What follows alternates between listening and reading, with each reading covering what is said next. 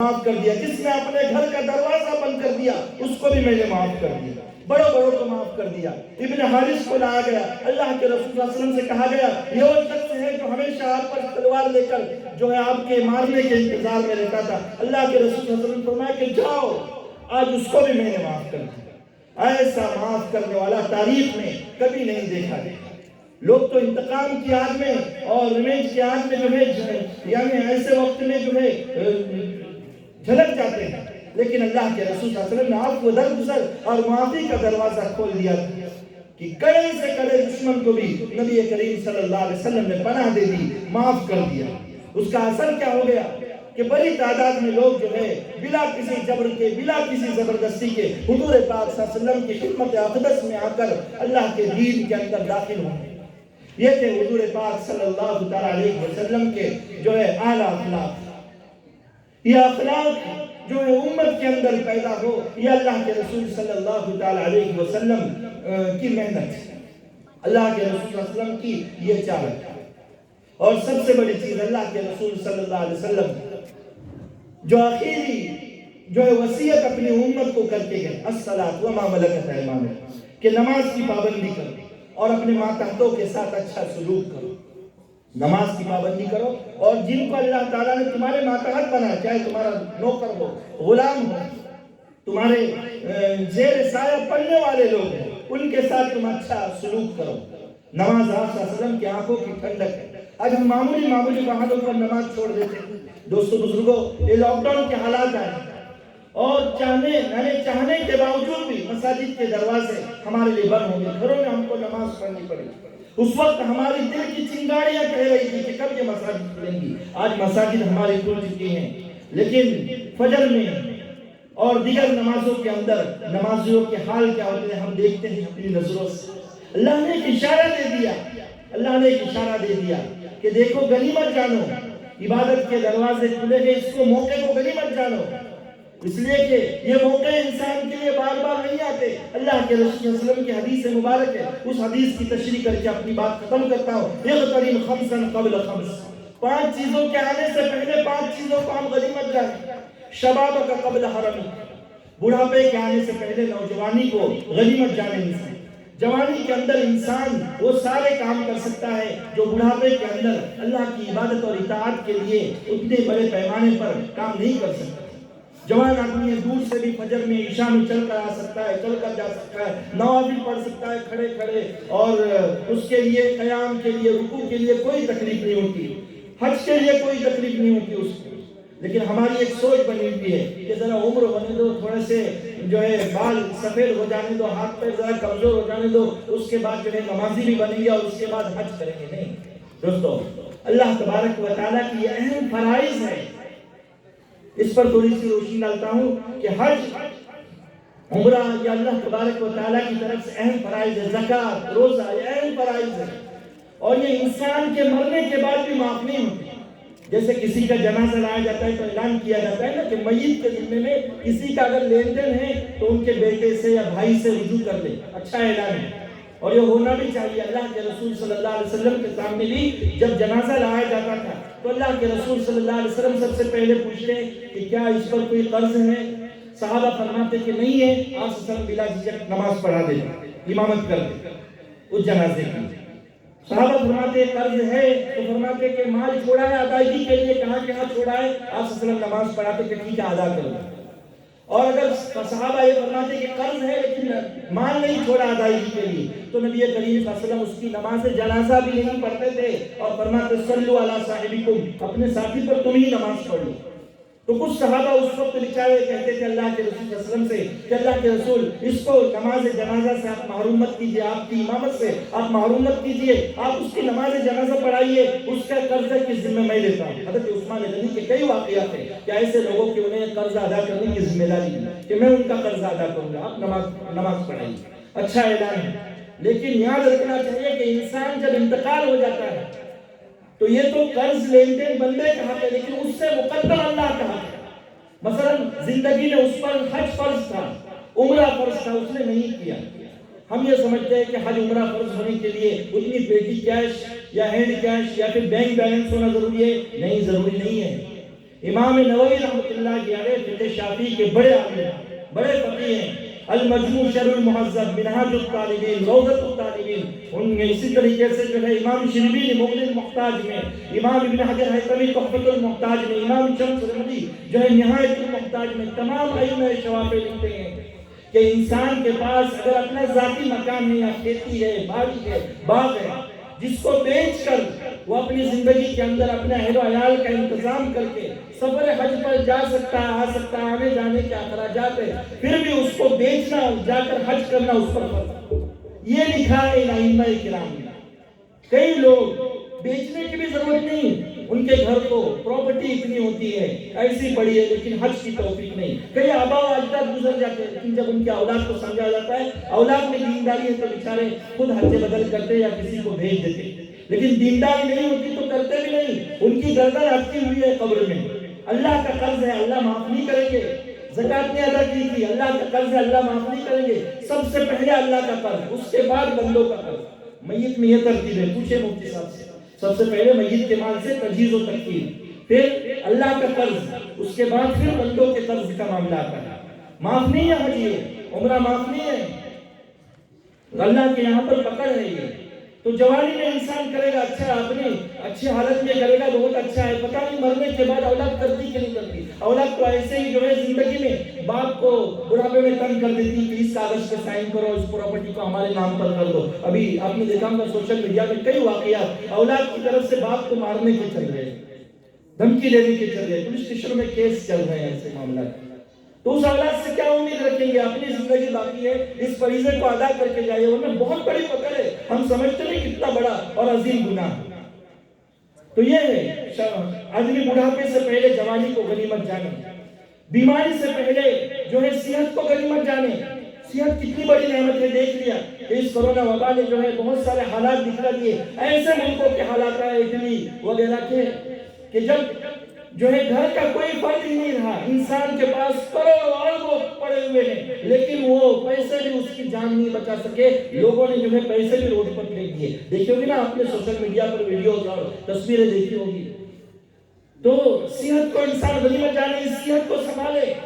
اللہ تعالیٰ نے نشہ جو حرام کیا ہے وہ اسی لیے حرام کیا ہے کہ یہ صحت اللہ کی امانت ہے۔ اگر اس صحت کو انسان اپنی لاپرواہی سے، اس نشے سے، سے یا کسی بھی کوتاہی سے برباد کرے گا، اللہ تبارک و تعالیٰ یوم یسأل عن النعیم، اللہ تبارک و تعالیٰ اس دن قیامت کے دن اس نعمت کے بارے میں پوچھیں گے کہ میں نے تجھے صحت دی تھی، کیا کیا تم نے، کیا یہ کر کے لایا ہے، کیا بربادی کی، کیا کوتاہی کی تھی۔ تو اس کو غنیمت جانے، انسان صحت کو غنیمت جانے، اور فراغت قبل شغل، مشغول ہونے سے پہلے فرصت کے لمحات کو انسان غنیمت جانے۔ تو اللہ کے رسول صلی اللہ علیہ وسلم یہ درس لے کر گئے ہیں تاکہ ایک اچھا معاشرہ وجود میں آئے، صالح معاشرہ وجود میں آئے، وہ معاشرہ جو معاشرہ خیر کے لانے کا سبب ہے۔ ورنہ اگر اللہ کو ناراض کرنے والا معاشرہ ہوگا، پھر ہم نے دیکھا کہ کیسے طوفان، کیسی آندیاں اور کیسے سیلاب آتے ہیں اور انسانوں کو تعزیہ دے کر جاتے ہیں کہ انسان اب تو تم اللہ تبارک و تعالیٰ کو یاد کرو۔ اللہ کئی سنی باتوں پر عمل کرنے کی توفیق نصیب فرمائے۔ یقیناً بہت لاک ڈاؤن کے بعد ہم جہاں تک سمجھتے ہیں شاید ہمارے پورے خطے کے اندر، کوکن کے اندر یہ پہلا عام جو ہے جلسہ ہوگا، اور نبی پاک صلی اللہ علیہ وسلم کی سیرت سے ہی یہ عنوان رکھا گیا۔ بہت اچھی جو ہے کوشش ہوئی، اللہ تعالیٰ کوشش کرنے والوں کو، انتظام کرنے والوں کو قبول فرمائے، ان کو ہمت دے، حوصلہ دے، اور ان کے اہل و عیال کو جو ہے قبول فرمائے۔ تعاون کرنے والوں کو اللہ تبارک و تعالیٰ قبول فرمائے۔ حاضرین کو بھی کہ آپ نے اتنی بڑی تعداد میں حاضری کی سعادت دی اور جماعت المسلمین ناگاؤں کی دعوت پر لبیک کہتے ہوئے آپ تشریف لائے اور یہاں پر اللہ کے رسول صلی اللہ علیہ وسلم کے موضوع کو، آپ صلی اللہ علیہ وسلم کی سیرت کو سنا ہے۔ تو اب ہمارا بھی کام بنتا ہے کہ نبی پاک صلی اللہ علیہ وسلم کی سیرت پر ہم عمل کریں، کوشش کریں، آہستہ آہستہ ہمت کریں گے، کوشش کریں گے تو اللہ کے رسول صلی اللہ علیہ وسلم کی سیرت پر، سنت پر عمل کرنا ہم تمام کے لیے آسان ہوگا۔ اللہ پاک انہیں سنت سے عمل کرنے کی توفیق نصیب فرمائے۔ وآخر دعوانا الحمدللہ۔ درود شریف پڑھیں۔ الحمدللہ رب العالمین، اللہم صلی علی سیدنا محمد وعلی آل سیدنا محمد وبارک وسلم۔ اللہم انت السلام و منک السلام، تبارک یا ذا الجلال والاکرام۔ ربنا آتنا فی الدنیا حسنۃ وفی الآخرۃ حسنۃ وقنا عذاب النار۔ اے اللہ، ہم آپ کے گنہگار بندے ہیں، اے اللہ اگرچہ گندے ہیں لیکن آپ کے بندے ہیں، آپ کے در پر اے اللہ آپ کے سامنے ہاتھ اٹھا کر اپنی مغفرت کی بھیک مانگتے ہیں، اے اللہ آپ کی رحمت کو مانگتے ہیں، آپ کی برکتوں کو مانگتے ہیں، اے اللہ مغفرت کے پروانے ہم پر کھول دیجئے، اے اللہ برکتوں اور رحمتوں کے دروازے ہم پر کھول دیجئے، اے اللہ ہمیں نیک بھی بنائیے، اے اللہ ہمیں ایک بھی بنائیے، اے اللہ ہمیں اعمال کا، نمازوں کا اور عبادات کا اے اللہ پابند بنائیے، اے اللہ ہمیں اعمال صالحہ کا، عبادات کا، نمازوں کا اے اللہ پابند بنائیے، اے اللہ جب تک اس روئے زمین پر آپ ہمیں باقی رکھیں، ایمان کے ساتھ باقی رکھیں، اور جب اس روئے زمین سے جانے کا وقت آئے اے اللہ زبان پر لا الہ الا اللہ محمد رسول اللہ کا کلمہ ہو، دل کے اندر آپ کی محبت ہو، نبی پاک صلی اللہ علیہ وسلم کی محبت ہو، اور سنت رسول کو اپنائے ہوئے ہو، اور اللہ کے رسول صلی اللہ علیہ وسلم کی سنت اور سیرت کو اپنائے ہوئی ایسی موت اللہ نصیب فرما، اے اللہ اپنی رضامندی والی زندگی نصیب فرما، اے اللہ اعمال صالحہ والی زندگی نصیب فرما، اے اللہ 5 وقتہ نماز با جماعت صف اول تکبیر اول کے اہتمام کے ساتھ ادا کرنے کی توفیق نصیب فرما، سنتوں کی پابندی کرنے والا بنا دیجئے، اے اللہ حج مبرور کی سعادت نصیب فرمائے، عمر مبارکہ کی سعادت عطا فرمائیے، نبی پاک صلی اللہ علیہ وسلم کے روض انور کی زیارت ہمیں بار بار نصیب فرمائیے، اے اللہ زکوٰۃ کو ادا کرنے والا بنا دیجئے، اے اللہ روزوں کو جان جان کر ادا کرنے والا بنا دیجئے، تمام اعمال اسلام کو، اعمال ایمان کو، ارکان اسلام کو، ارکان ایمان کو ادا کرنے والا بنائیے، اے اللہ ہمارے دلوں کو صاف فرمائیے، اے اللہ گناہوں سے ہم تمام کی حفاظت فرمائیے، اے اللہ زنا سے، چوری سے، غیبت سے، چغلخوری سے، نشے سے، شراب سے، اے اللہ جوے سے، اے اللہ تمام قسم کی وہ برائیاں، چغلخوری سے، اے اللہ جھوٹ سے، اے اللہ جتنی بھی برائیاں جن سے انبیاء نے، صلحاء نے، اولیاء نے، نبی پاک صلی اللہ علیہ وسلم نے اور قرآن کریم میں پناہ چاہی گئی ہے، ان تمام برائیوں سے اے اللہ ہماری حفاظت فرمائیے، اور تمام قسم کی خیر ہمیں عطا فرمائیے، نیک کاموں کی توفیق عطا ہمیں عطا فرمائیے، ایک دوسرے کو نبھانے والی کیفیت اور توفیق ہمیں نصیب فرمائیے، آپ صلی اللہ علیہ وسلم کی سیرت اور سنت پر پابندی اس کے ساتھ عمل کرنے والا ہم تمام کو بنا دیجئے، اے اللہ ہماری دعاؤں کو قبول فرما لیجئے، اے اللہ جو مانگا عطا فرمائیے، اے اللہ جو مانگنے سے رہ گیا ہے اور آپ ہمارے لیے ضروری جانتے ہیں، اے اللہ وہ بھی عطا فرمائیے، اے اللہ وہ بھی عطا فرمائیے، مولا یہ جو وبا دنیا کے اندر کورونا نامی آئی ہوئی ہے اس کا مکمل طور پر اللہ خاتمہ فرمائیے،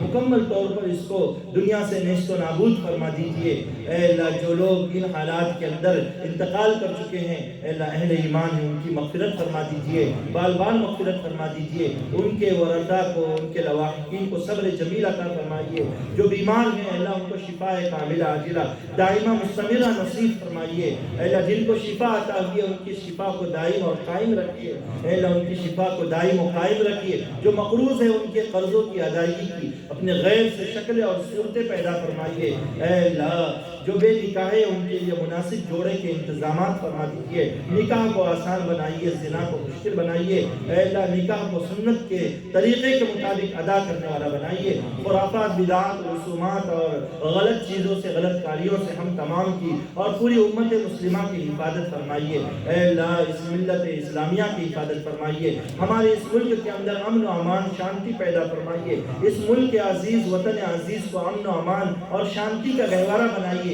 یہاں پر تمام لوگ، تمام مذاہب کے لوگ آپس میں مل جل کر اے اللہ ایک دوسرے کی موافقت کے ساتھ رہنے لگے، ایسی فضا ہموار فرمائیے، اے اللہ ایسی فضا ہموار فرمائیے، ہمارے حکمرانوں کو پیشانی کو پکڑ پکڑ کر ان کو عدل و انصاف پر اے اللہ مجبور فرمائیے کہ وہ دنیا والوں کے ساتھ اور وطن والوں کے ساتھ اے اللہ عدل و انصاف کا معاملہ کرے، ایسی توفیق نصیب فرمائیے، اے اللہ جو لوگ بھی اسلام و مسلمین کا برا چاہتے ہیں، اے اللہ جو لوگ بھی اس وطن عزیز میں یا اس سرزمین میں یا پوری دنیا کے اندر امن و امان کے دشمن ہیں، اے اللہ عافیت کے ساتھ ان کو روئے زمین، اے اللہ ان کو ایمان کی توفیق نصیب فرمائیے، ایمان کی توفیق اور امن اور عدل کی توفیق ان کے قسمت میں نہیں ہے، اے اللہ ان کی اس روئے زمین سے ان کو پاک و صاف فرمائیے، پاک و صاف فرمائیے، اے اللہ امن و امان کی فضا عام فرمائیے، جو بے دینی کی، بے اطمینانی کی، بے شانتی کی فضاؤں کو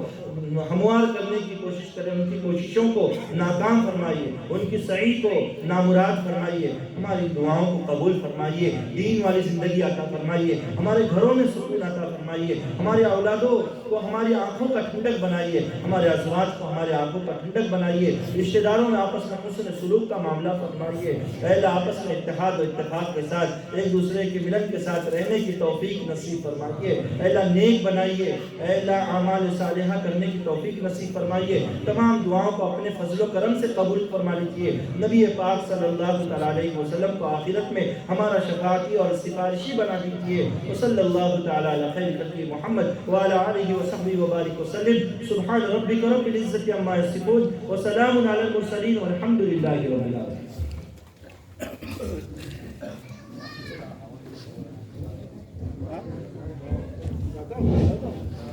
جزاکم اللہ خیر و احسن جزا۔ ہم ہمارے آج کے جلسے کے صدر محترم مہمان حضور سے دیگر علماء کرام اور جملہ احباب کا جماعت المسلمین ناگاؤں کی جانب سے بے انتہا شکریہ ادا کرتے ہیں کہ آپ حضرات نے یہاں پر تشریف لا کر جلسے کے رحمت کو دوبارہ فرمایا۔ دعا کرتے ہیں کہ اللہ تبارک و تعالیٰ ان حضرات کی ناکابرندگی کے لیے باتوں پر ہمیں سب سے عمل کرنے کی توفیق عطا فرمائے۔ انشاءاللہ اذان ہوگی، اذان سے منتظر انشاءاللہ 10 منٹ کے بعد جماعت ہوگی، اور جماعت کے بعد جماعت المسلمین ناگاؤں نے آپ حضرات کے تعام کا نظم فرمایا۔ انشاءاللہ یہیں پر اسی مجلس میں تعام کی نشستیں لگے گی، آپ حضرات سے گزارش ہے تعام سے مستفید ہو کر اپنے گھروں پر تشریف لے جائیں۔ سبحان اللہ بحمدہ، سبحانک اللہم وبحمدک، نشہد ان لا الہ الا انت، نستغفرک ونتوب الیک۔